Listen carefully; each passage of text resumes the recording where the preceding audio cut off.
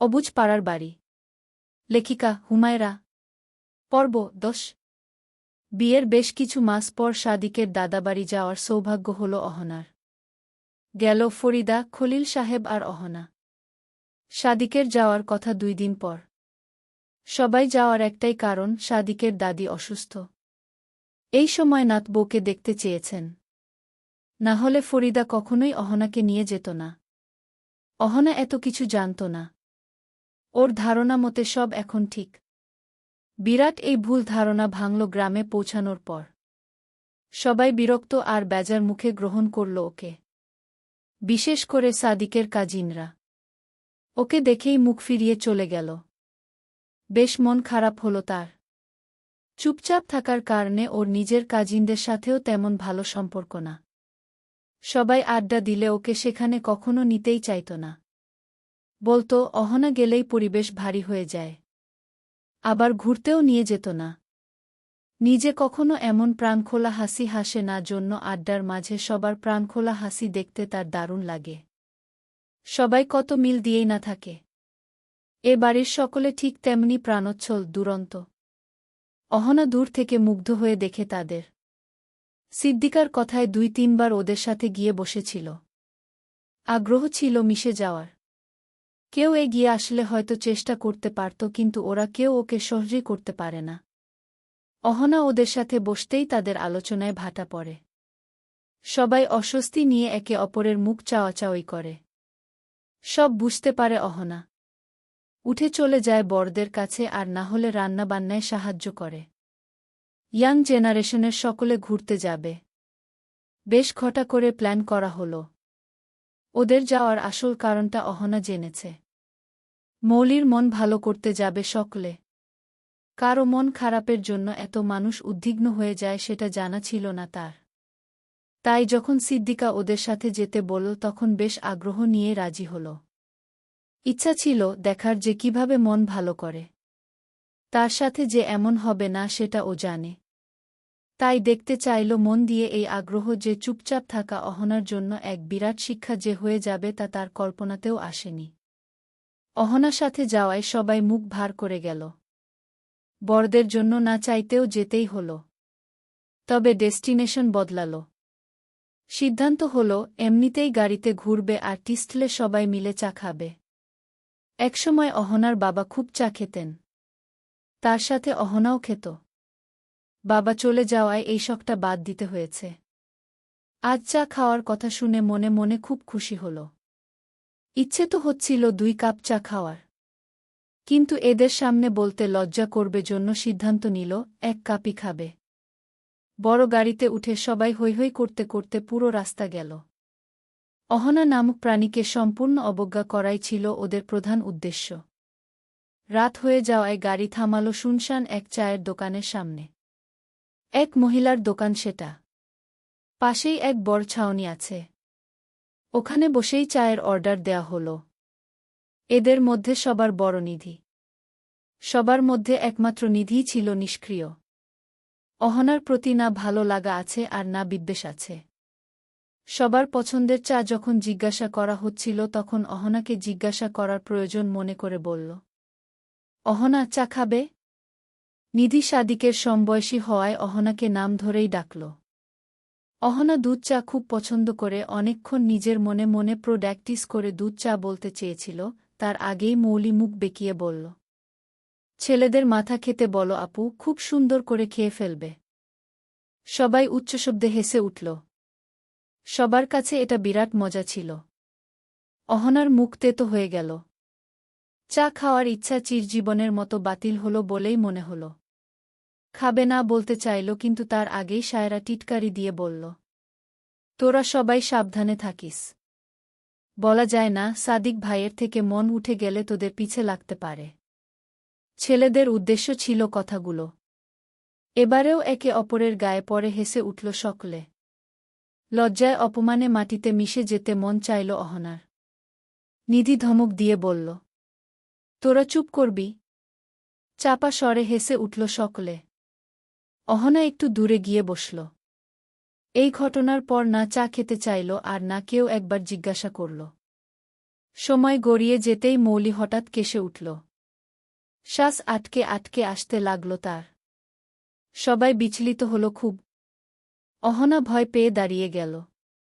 তারপর অবাক হয়ে দেখল সবাই ওকে ফেলেই গাড়িতে উঠে গেল। কাছে যাওয়ার সময়টুকুও পেল না, তার আগেই গাড়ি চালিয়ে চোখের আড়ালে চলে গেল। অহনা শূন্য দৃষ্টিতে সেদিকে তাকিয়ে রইল শুধু। হাতে না আছে মোবাইল আর না আছে টাকা। চা দোকানের মহিলাটিও অবাক হয়ে গেল। কৌতূহলী হয়ে অহনাকে বলল, তুমি ওগোর সাথে আসো নাই? অহনা ছলছল চোখে মাথা উপর নিচ করে বলল, এখন আমি যাব কিভাবে? মহিলাটিকেও বেশ চিন্তিত দেখাল। আকাশের অবস্থা ভালো না। ছোট সমাধান দিয়ে বলল, গাড়ি দাঁড় করামু? যাইবা? অহনা বারংবার ঢোক গিলে নিজেকে শান্ত করার চেষ্টা করে বলল, আমি ঠিকানা জানি না। মহিলাটি আফসোসে মাথা নেড়ে বলল, আহারে জালিম লোক, তুমি এইখানে থাকো। কারুর না কারুর তো তোমার কথা মনে পড়বই। তখন খুঁজতে আসবিনে। অহনা নির্বে ছাউনির নিচে বসল। আকাশের অবস্থা হঠাৎই বিগড়ে গেল। শো শো বাতাসে ধুলা উঠতে লাগল। মহিলাটি দোকান বন্ধ করে এসে বলল, আমার বাড়ি 2 পা হাঁটলেই। আমার সাথে বাড়ি তো চলো। অহনা মাথা নেড়ে বলল, কেউ এসে যদি আমাকে না পায় তাহলে আবার ফেলে চলে যাবে। অহনার মুখে অসহায়ত্বের ছাপ দেখা যাচ্ছে। মহিলাটি আফসোস করে বলল, ঝড় হইব রে। আমি আর থাকবার পারমু না। ওইয়া আমার ঘর দেখা যায়। সমস্যা হইলে চইলা আইসো। অহনা ভয় পেলেও কারো কষ্টের কারণ হতে চাইল না। ঘাড় কাত করে সায় জানিয়ে যেতে দিল। মৌলির অসুস্থতার খবর বাড়ির সবার কাছে পৌঁছে গেছে। সাদিক এসে পড়ায় ওর কাছেও এসেছিল। অহনা ওদের সাথে যাওয়ায় এমনিতেও আসতে চেয়েছিল, তাই এখন মৌলির খবর শোনায় আর দেরি করল না। চলে গেল হসপিটালে। মৌলির সামান্য শ্বাসকষ্ট হচ্ছিল। ডক্টর মেডিসিন দিতেই ঠিক হয়ে গেল। সাদিক আসলো ঝড় আসার ঠিক আগে আগে এসে পরিস্থিতি দেখে স্বস্তির শ্বাস ফেলল। হসপিটালে সবাই আছে কিন্তু অহনাকে কোথাও পাওয়া গেল না। কপাল কুঁচকে গেল সাদিকের। ভারিক্কি স্বরে বলল, অহনা কোথায়? কথায় রাগ স্পষ্ট। সকলেই একে অপরের মুখ চাওয়াচাওয়ি করল। গাড়িতে ওঠার সময় অহনার কথা ওদের কারও মনে ছিল না। কিছু দূর যাওয়ার পর মনে পড়লেও ফিরতে মন চায়নি কারোরই। হসপিটালে এসেও সকলে আলোচনা করেছে কিভাবে বাড়িতে ম্যানেজ করবে। এখন সাদিকের সামনে মুখে জড়তা এসে গেল। সজীব সাহস করে বলল, ভাই, মৌলির শরীর খুব খারাপ। শ্বাসকষ্ট হচ্ছিল। সাদিক চোখ পাকিয়ে ধমকে উঠল, আমি বলছি অহনা কোথায়? ও তো তোদের সাথেই এসেছিল। কোথায় রেখে এসেছিস? রিকু ভয় আমতা আমতা করে বলল, ভাই, ভাবি বোধহয় ওখানেই আছে। মৌলির এত শরীর খারাপ ছিল যে অন্য কারো দিকে নজর দেওয়ার সময় হয়নি। ভাবির তো উচিত ছিল আমাদের সাথে আসা। আমাদের মনে ছিল না জন্য কি নিজেরও একটু গান থাকবে না? সব দোষ অহনাকে দিয়ে দিল। সাদিক ক্রোধে জর্জরিত ভয়ঙ্কর স্বরে বলল, কোথায় গেছিলি তোরা? সাদিকের গর্জে ওঠা স্বরে তোতলাতে তোতলাতে মিরাজ জায়গা সম্পর্কে বলল। সাদিক সাথে সাথে যেতে চাইলেই সায়রা বাধা দিয়ে বলল, বাইরের অবস্থা তো ভালো না ভাইয়া। খুব বৃষ্টি হচ্ছে। বৃষ্টি একটু থামুক তারপর যেও। সাদিক ভয়ঙ্কর চোখে ওদের দিকে তাকিয়ে দাঁতে দাঁত চেপে বলল, বাইরে বৃষ্টি হচ্ছে, অবস্থা খুব খারাপ। আর এই অবস্থায় তোরা ওকে ফেলে এসেছিস। দোহাই দিচ্ছিস, মনে নেই? আমি দুধের শিশু না যে বুঝব না কিছু। এরপর থেকে আমার ওয়াইফের থেকে 100 মাইল দূরে থাকবি। স্পষ্টভাবে সতর্ক করে চলে গেল সাদিক। এই নীরব নির্জন হসপিটালের করিডরে বসে সবটাই দেখল মৌলি। ভালোবাসা কি সত্যিই এত তাড়াতাড়ি বদলায়? সাদিক ঝড় বৃষ্টি উপেক্ষা করে রিকশা নিয়ে ছুটল অহনার কাছে। দূরত্ব বেশি না হলেও ঘটনার ঘণ্টা পেরিয়ে গেছে। অতি দ্রুত যেতে হবে সেখানে। অহনা ওখানে ওভাবেই রয়েছে। ভয়ে থরথর করে কাঁপছে। কি হবে যদি অন্য কোনো লোক এসে যায় কিংবা খারাপ কেউ আসে? কি করবে তখন? নিজেকে প্রোটেক্ট করবে কিভাবে? হতাশ হল চরমভাবে। অন্ধকারে নিভৃতে বসে নিজের পরিণতি ভেবে শিউরে উঠল। ও কি সত্যিই আবার ছাদ হারা হল? অহনার আশার প্রদীপ যখন নিভু নিভু তখন সাদিক আসল পূর্ণ আলো নিয়ে।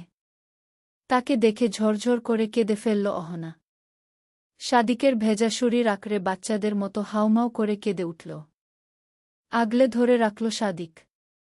ওখান থেকে আর গ্রামের বাড়ি ফিরল না তারা। রিকশা চেপে বাসস্ট্যান্ডে গেল। এরপর রাত 11টার বাসে সোজা নিজের বাসা। বিয়ের প্রথম রাতের মতো আবার তারা পাশাপাশি বসা, তবে অহনার পাশে মানুষটা এবার ওর দিক থেকে মুখ ঘুরিয়ে থাকেনি। তাকে দেখেছে, বোঝার চেষ্টা করেছে, ভালোবাসার চেষ্টা করেছে। কিন্তু এভাবে কি চেষ্টা করে ভালোবাসা হয়? সাদিক গভীর মনোযোগে মাহাদির ছোট থেকে এত বড় হওয়ার ছবি ভিডিও দেখছে। অহনা যার কাছে থেকেছে সেই দাদি নাকি মাহাদির জন্মের পর স্মার্টফোন কিনেছিল শুধুমাত্র বাচ্চার ছবি ভিডিও করবে বলে, এত বয়সেও সুন্দরভাবে সব শিখে গেছিল। মাহাদির প্রতিটা পদক্ষেপের ছবি সেখানে আছে। কোনোটাতে চোখ বুজে ঠোঁট ফুলিয়ে কাঁদছে, তো কোনোটাতে হাত পা ছুঁড়ে খিলখিল করে হাসছে। একটাতে আবার চোখ মুখ ফুলিয়ে ঘুমিয়ে আছে। ছবিটা দেখে অহনা বলল, প্রথমবার ইনজেকশন দেওয়ার পর কাঁদতে কাঁদতে ঘুমিয়ে পড়েছিল মাহাদি। এটা সেই সময়কার ছবি। ছবি দেখা শেষে ভিডিও দেখল। খাওয়ার ভিডিও, গোসলের ভিডিও, বসা শেখার ভিডিও, হামাগুড়ি দেওয়ার ভিডিও, প্রতিটা বাচ্চার জীবনের সব থেকে গুরুত্বপূর্ণ মোমেন্টের ভিডিওটা দেখল। বাচ্চার প্রথম স্টেপ, কতশত স্মৃতি বানানো যায় এই মোমেন্টটা নিয়ে। এরপরের ভিডিও ছিল মাহাদির প্রথম বাবা বলার ভিডিও। ভিডিওর ওপাশ থেকে অহনার সেই দাদির মুখ বেঁকিয়ে বলা, তোর বাপ হলো বজ্জাদের হাড্ডি। বল, বজ্জাত বাপ। এতক্ষণ দাদিকে মনে মনে ধন্যবাদ দিলেও এইটা বলার জন্য রাগ এসে জুড়ে বসল। মাহাদি সাদিকের বুকের উপর শুয়ে ল্যাপটপে ছবি দেখছিল। বাবার এই বেজ্জতি দেখে খিলখিল করে হেসে ফেলল। রাগে এই ছবিগুলো নিজের ল্যাপটপে কপি করে পেনড্রাইভ ফেরত দিল অহনাকে। এরপর ছেলেকে নিজের পরিবারের লোকজনদের সাথে পরিচয় করিয়ে দিতে লাগল। প্রথমে তাদের ফ্যামিলি ফটো বের করে খলিল সাহেবকে দেখিয়ে বলল, এটা তোমার দাদু। কোনো ডাবওয়ালা তোমার দাদু না। শেষটায় বেশ রাগ ছিল। মাহাদি গম্ভীর মুখে মাথা নাড়ল। সাদিক এরপর ফরিদা আর তাকে দেখিয়ে বলল, এটা দাদিমা আর এটা তোমার আব্বু। মাহাদি মাথা তুলে চিন্তিত গলায় বলল, আব্বু? আম্মুর আব্বু তো আমি। তাহলে আমার আব্বুকে? তোমার আব্বু আমি। মাহাদি ঠোঁট উল্টে বিভ্রান্ত হয়ে বলল, তুমি তো আমার বাবা। সাদিক হেসে ফেলে বলল, বাবা আর আব্বু একই। মাহাদি বোঝার ভঙ্গিতে মাথা নাড়ল। অহনা বিছানার এক কোণে বসে মাহাদির জামা কাপড় খুব যত্ন নিয়ে ভাঁজ করছিল। ছবি দেখতে দেখতে হঠাৎ মাহাদি একটা ছবি দেখিয়ে বলল, এটা কে? এটা তোমার চাচ্চু। এটা সজীব চাচ্চু, এটা রিকু চাচ্চু, আর এটা মিরাজ চাচ্চু। চাচ্চু মানে কাক্কু। এত চাচ্চুর সাথে পরিচয় করিয়ে দেওয়ার পর ছেলের দিকে তাকিয়ে বুঝতে পারল, ছেলে চাচ্চু মানেই বোঝেনি। তাই মানে বুঝে দিল।